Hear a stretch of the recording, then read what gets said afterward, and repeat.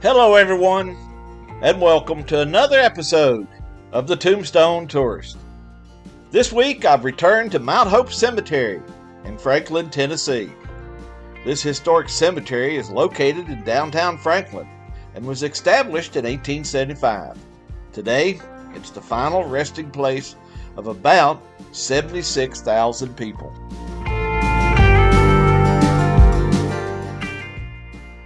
I have done a few videos from here in the past, and in one of those previous videos, someone suggested that I visit the grave of a man who produced records for some of the music industry's biggest stars.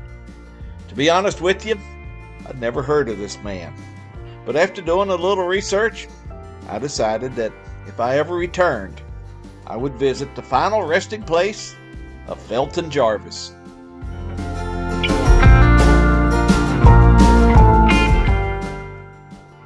Charles Felton Jarvis was born on November 16, 1934 in Atlanta, Georgia. He developed a love for music, and growing up he was regarded as a talented singer. In the late 1950s and early 1960s, Felton recorded and released a number of his own singles. But along the way, he became more involved in the business side of the music industry and achieved his greatest success as a record producer. In 1966, Felton took a job as a record producer for RCA and began producing records for the label's biggest star, Elvis Presley. From 1966 through 1977, Felton Jarvis was responsible for almost all of Elvis's recordings. Felton and Elvis became close friends, so close, in fact, when Felton suffered from kidney failure, Elvis paid for dialysis, and he even paid for the eventual kidney transplant.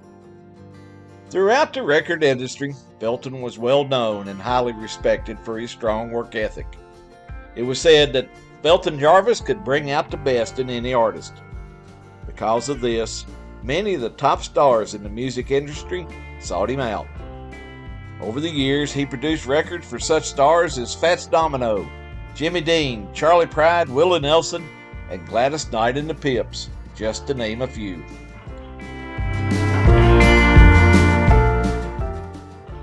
In 1980, Felton produced an album called Guitar Man, which featured a group of previously recorded Elvis songs.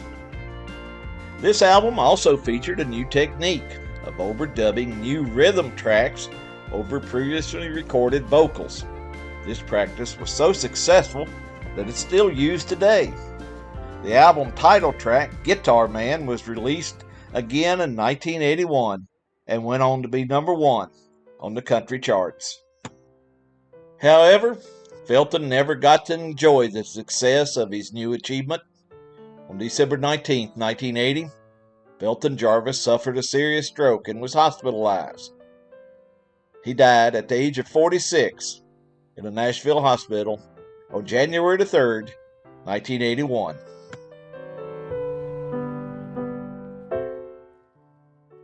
You know, I couldn't come to this cemetery and not visit the grave of one of my all-time favorite Grand Ole Opry Performers. Just a short walk from the grave of Felton Jarvis is the grave of Sarah Ophelia Collie Cannon, better known as Counsin Minnie Pearl. I'm a huge fan of traditional country music. If you ride with me long enough, you're going to listen to songs by Hank Snow, Ernest Tubb, Hank Williams, Marty Robbins, Boxcar Willie, and of course, the king of country music, Mr. Roy Acuff. Very seldom do I ever listen to any other type of music. Growing up in Southwest Virginia, my Saturday nights were spent listening to WSM's Grand Ole Opry. I grew up listening to songs like Walking the Floor Over You, Moving On, Take an Old Cold Tater and Wait, and it wasn't Saturday night until I heard Roy Acuff and his Smoky Mountain Boys sing the Wabash Cannonball. And it was always a special treat when Roy got to introduce that little lady from Grinder Switch, Tennessee, who just wanted to come out and Say howdy.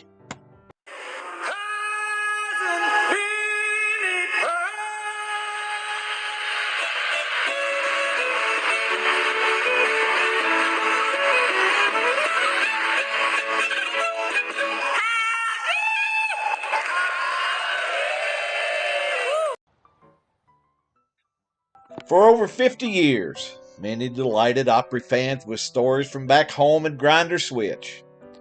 She told us about Miss Lizzie Tinkham, Seif Jones, Uncle Nabob, and brother. For me, those stories never get old.